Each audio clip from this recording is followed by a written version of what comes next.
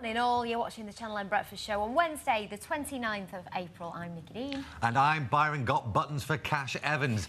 Thankfully, I'm not as skint as, well, it's not as skint as we could be because we got our debt buster, Richard Fenton, joining us this morning. It's been 7 days since probably the most important budget in decades was announced by Alistair Darling. And we've been able to digest the information. The devil was in the detail, as we mentioned before, Richard. So, what do we know?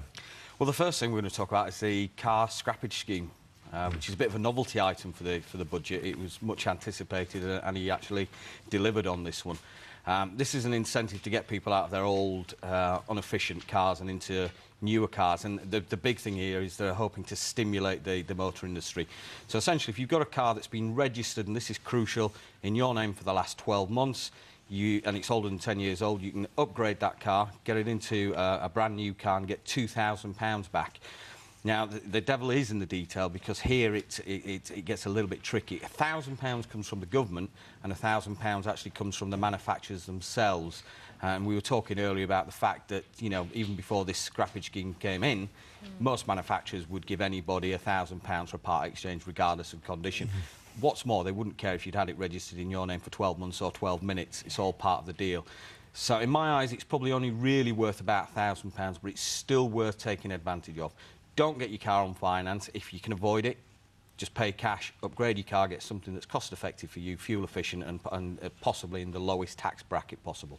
Okie dokie. Housing. What's happened in housing that might be beneficial to most of us? Yeah, they've increased the relief on stamp duty for another year on houses up to a value of £175,000, which is fantastic news for first-time buyers, because that's quite a sizable chunk out of your deposit. Deposits are crucial in this market. Gone are the days of 100%, 125% mortgages, and good riddance to them, because they're the root cause of the current recession to all intents and purposes. And there's some huge investment coming in from the government now. We've got £80 million going into shared equity schemes and £500 million being invested in the industry to kickstart schemes that have been mothballed essentially since the recession kicked in. As you travel around Manchester on a daily basis, you can see building sites which have actually stopped work. We should see some new life breathed into those, and that should hopefully stimulate the housing market. First-time buyers are absolutely crucial to putting this problem right. We need to get them on the property ladder, get them into their new homes and get them paying their mortgages. Richard, before the budget was announced, you made some predictions here on The Breakfast Show as to what Alistair Darling would talk about. One topic in particular was savings. Yes, savings. I think he gave me 2 out of my 6 predictions, which I'm quite happy with. But the crucial one here was the ISA savings. He's increased that from a limit of £7,200 per year deposit to £10,000, which is crucial to anybody who has the money to save. They're few and far between in today's climate, but we do need to encourage our savers to make those deposits into the banking system, because again, that provides the funds that we need to give our first-time buyers to get onto the property ladder. And also we want to incentivise people because we've got low interest rates at the moment, so giving them that extra tax relief on an extra £2,800 is a good move. And if you've got the cash, get it into an ISA. You don't have to put a full £10,000, and if you want to squirrel a few £100s away at a time, that's fine as well. OK, and finally, pensioners. What was done to sort of help pensioners along? Because they've been hit quite hard, haven't they? They have been hit quite hard, because our pensioners are really the vast majority of our savers. The government have committed to increasing pensions to 2.5% regardless of the current climate, whether we're in a state of deflation or inflation. The fuel allowance is going to be maintained at the higher level of £250 for a further year for anybody aged 60 and over, and if you're aged 80 plus, that's £400. And again, we were talking earlier, we're 12 months away from an election. The vast majority of the UK's population is aged over 60 at this current time, so they're important voters. So that Alistair Darling's made a good move taking care of the pensioners. Yeah, smarty pants, hasn't he? Thank you very much, Mr. Fenton. And join us again next week as Richard will be hopefully busting more debt. Time now, though, for the latest news headlines with Kevin.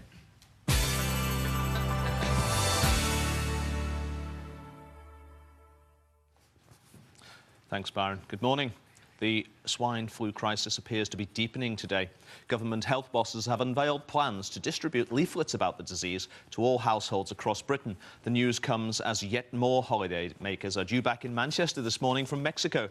Some have had their holiday cut short by the outbreak, while others never even got there after tour operators suspended all holiday flights to Mexico. I mean, there's not a lot they can do there, but there's been no information. You know, you would have thought they'd at least put drinks on or something, or it's not been very well organised, actually. It's the lack of information. We've been given a piece of paper with a number, and as you can see, we've been on it, some people, for 40, 50 minutes. Not one person yet has got through. All we're asking for is, have we got an alternative? Now, we're going to be staying with this story through the day, and Channel M's Nina Warhurst is at Manchester Airport this morning. She'll have more on our lunchtime bulletin. Now, traffic could be disrupted in parts of Manchester during the early part of this evening. It's because taxi drivers from Salford are planning to stage a go-slow around tonight's Champions League clash between United and Arsenal at Old Trafford. They're protesting because they're not happy about plans by Salford City Council to lift the limit on the number of licences. Ben Bland has this report.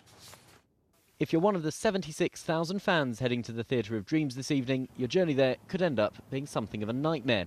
Dozens of cabbies from Salford begin a protest at 5 o'clock this evening. Though they won't actually cross the border into Trafford, their 10-mile-per-hour go-slow in Eccles, Chapel Street and in Salford Quays is timed to cause even more than the usual matchday congestion on the roads near the ground. I do feel sorry for the fans. I want to watch the game myself, but, you know, and I think we'll win. But, you know, I do feel sorry for the fans, and I do advise them to set out earlier because they may, well, we are certain that there will be traffic problems on arriving at the ground. Currently, the number of Hackney licences is capped at 79 for the whole of Salford. The council is now planning to remove that limit, but drivers aren't happy. If they put more cabs on, right, that means the customers that we get now are going to use other vehicles. We're all going to take home less money. But my livelihood has dropped drastically in the recession. So why, while there is a recession on, put plates on? It's just utter stupidity. This is the main taxi rank in Eccles, and the drivers here say they have to wait long enough for passengers without facing extra competition for business if more licences are handed out. But what do people in Eccles think? Are there enough taxis, or would they like to see more? There's enough. It's already the people who are doing the taxi, I don't think they have enough business. I'd like to see a lot more taxis, and if I could, definitely. In a statement, Salford City Council said the proposal to lift the restrictions on the number of black Hackney cabs in Salford follows national guidance issued by the government. This guidance says that there is no particular reason why Hackney cab licences should be limited. As well as holding the protest, drivers are meeting with council bosses this evening to try and reach a compromise. Ben Bland, Channel M News. Thanks, Ben. And staying with the subject of travel, a man who prefers 2 wheels to 4 is actor and celebrity globetrotter Charley Boorman. He's getting set to go off on his travels once again. But before he hits the road for his latest adventure, he stopped off at a travel agent in Bolton. Well, this one I'm going to start in Sydney, where I finished off the last one, and then head up the Pacific Rim. So it'll be Australia, Papua New Guinea, Spice Islands, Philippines, Taiwan, Japan. So yeah, it's going to be quite a big one. It's difficult with the family. It's you know, be 3 odd months away. It's tough. But I think, you know, I've been doing it ever since my kids were tiny, so yeah, they're quite used to it. Actually, my daughter Kinvara last year, I was on a trip and she rang up and she said, "Oh, Daddy," she said, "it's amazing how tidy the house is when you're not here." Good luck, Charley, and he'd do well not to speed through one of Manchester's inner city areas, which is being held up as an example of how to carry out effective policing. Robberies, burglaries, criminal damage and antisocial behaviour have been cut by 1/5 since foot patrols were reintroduced in Gorton. It's being hailed as a victory for Bobbies on the Beat policing. The Gorton team has been recognised as one of the best neighbourhood policing units in England, and their achievements are being shared with forces across the country. Now, vintage trams could be making a comeback on the streets of Manchester. The Museum of Science and Industry want to build a line linking the Castlefield Museum with other city centre tourist destinations. If it goes ahead, old trams from Blackpool could be remodelled in the design of the former Manchester trams. That's all the news now. Join us at 12 when my colleague James Webster will have the lunchtime headlines. Now, over to Byron and Mike for the sport.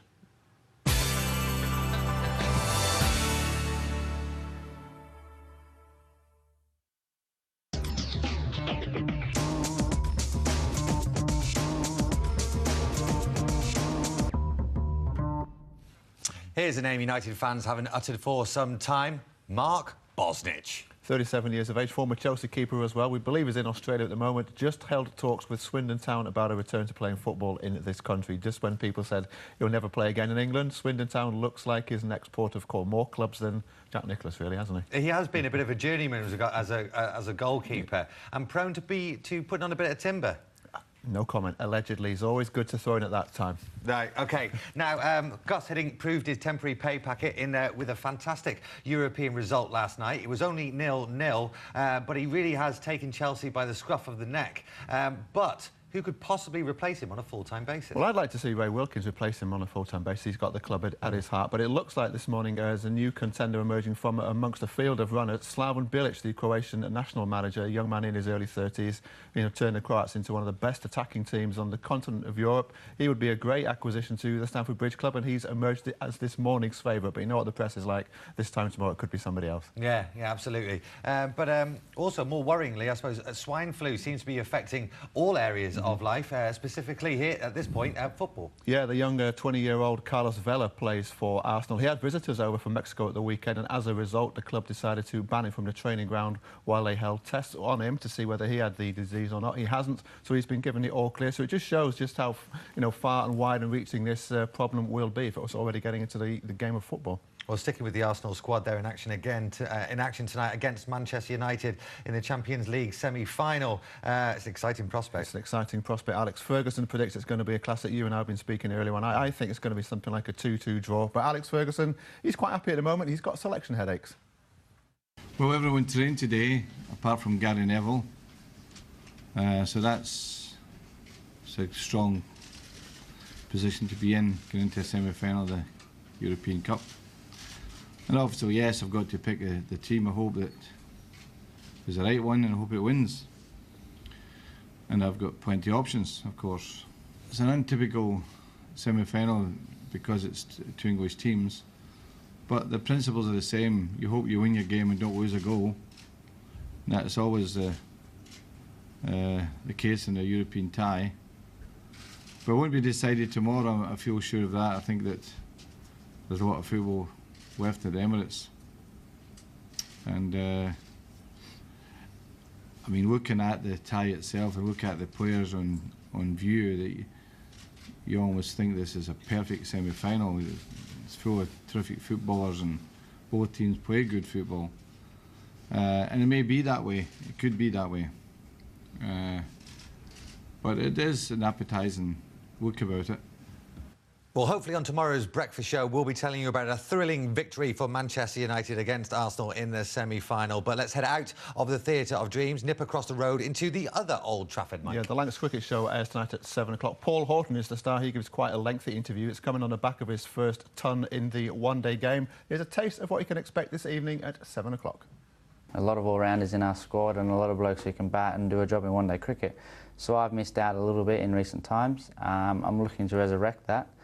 I feel I'm ready, and I feel given an opportunity, I'll enjoy my new surroundings in one-day cricket. And I'm like anybody, I want to play in the one-day, especially in the 2020. So I'm looking forward to hopefully be given a chance in playing in all forms, and playing in all forms this year will be a new challenge for me.